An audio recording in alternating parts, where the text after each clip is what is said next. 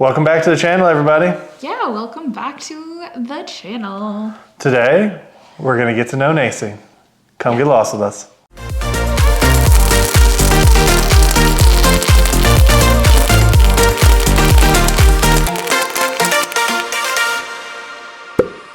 Checking in, guys. We're heading out on our next adventure. So make sure you guys hit the like button, Make sure to subscribe. because when we hit 1,000 subscribers, We'll be jumping off the strat.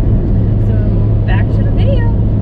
So earlier this year, we showed you a video of Nacy going and doing her job. We got a bunch of questions about kind of what she does, and we want to do a Q&A about sort of her job and how she goes about working for Donate Life. Right? Yep. Yep. So talk a little bit about what's the first step. What is that referral process that they call it? Yeah, so the first step in the process is any patient who is admitted to the hospital that is on a ventilator and meets certain neurological criteria. So they've had either a heart attack, they've had a stroke, they might have been in a car accident, or maybe been a victim of an assault that left them dependent on a ventilator to breathe. So we get those referrals from the hospitals, and once we get that, we do a bit of a deep review into patients' medical histories to make sure that there's no weird cancers or anything crazy going on. So we do that so we know exactly what's going on with the patient.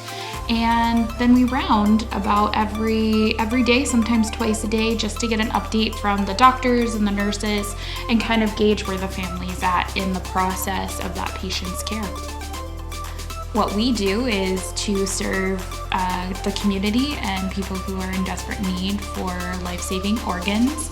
So it allows us to have access to donor records, so that way we can know ahead of time exactly what's going on with the patient, any past medical history, anything that might be currently going on, so that we can best move forward as quickly as possible, because it is a very time-crunching event that occurs.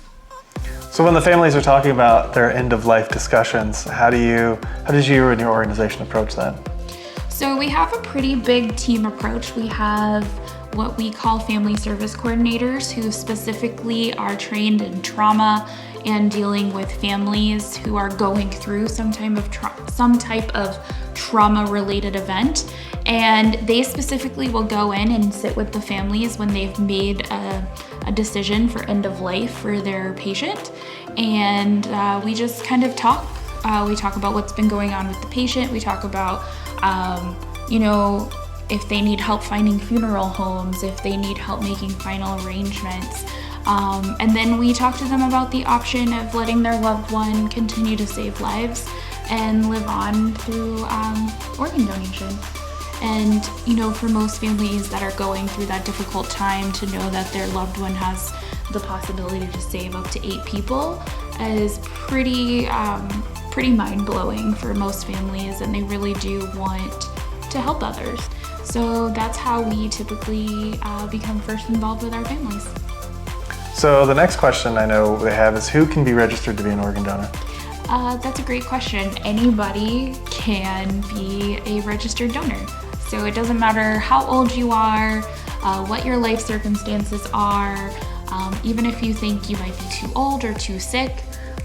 We say everybody is welcome to be a registered donor, and it definitely opens the door for, should something ever happen to you, that you already have those wishes known.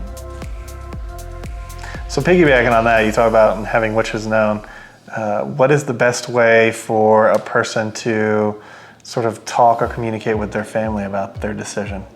Yeah, it's a very difficult subject to talk about. I think there's a lot of people who we want to talk about living in the now, and that's perfect. Like, you should live every day to your fullest, but we never know what tomorrow might bring. So making sure that you sit down and talk with your loved ones about what you would like to happen if something was to happen to you is a very important conversation to have with your loved ones. And usually it goes a little bit along the lines of, I would like to have CPR or I don't want to have CPR. I want to get medications or I don't want to get medications.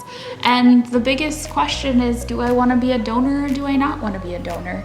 And that is a question that a lot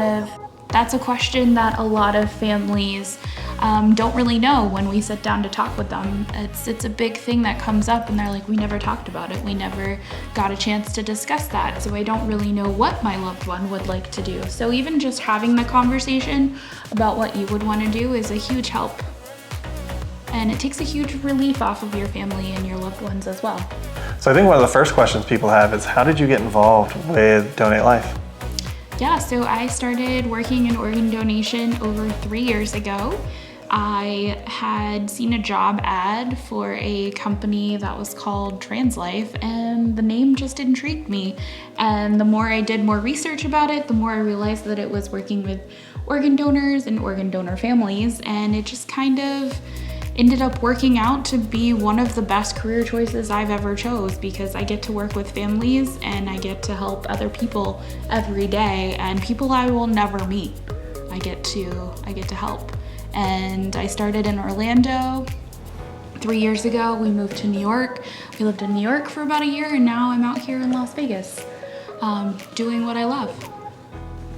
So after the family says yes to donation or the patient is registered, then we start our evaluation process. So we send off a lot of blood, we do a lot of blood work, we do a lot of tests so that we can see the health of every organ. And once we get all of that data, it takes about 24 hours for us to get all that together. We send it all into a third-party system, and that third-party system generates lists based on every organ. So there'll be a separate heart list, lung list, kidney list, and we start calling from the top until we find a accepting center for that organ.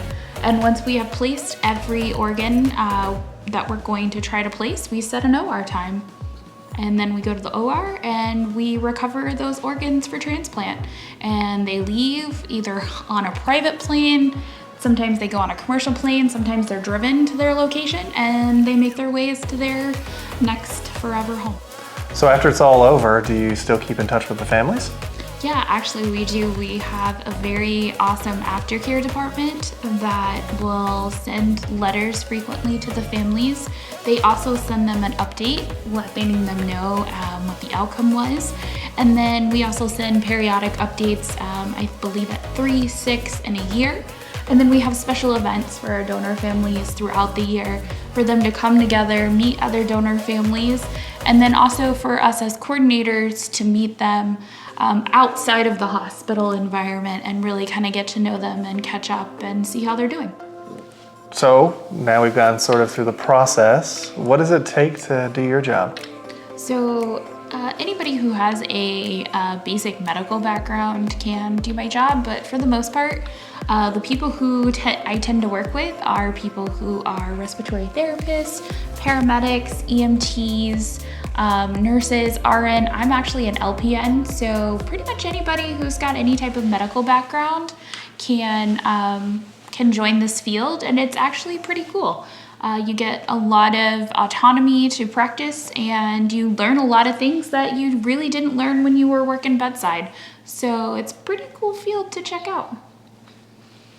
So that kind of concludes our video today of giving you a little bit of background of Nacy's work and how she got the position. Make sure to like the video, subscribe to the channel, ring that notification bell so you get more updates on when we release videos. Yeah, and if you guys have any other questions about what I do or any questions about organ donation, I am happy to answer them. Just leave a comment below and we'll do a follow-up video if we get enough questions. Yeah, we'll be sure to link the video up top of the day in the life of Nacy that we did earlier this year, so you can take a look at that if you haven't seen that yet either. Yeah, and if you want to register to become an organ donor, you can register on your phone actually. If you have an iPhone, they have a direct link under your health screen where you can register to be an organ donor if that sounds like something that you would like to do.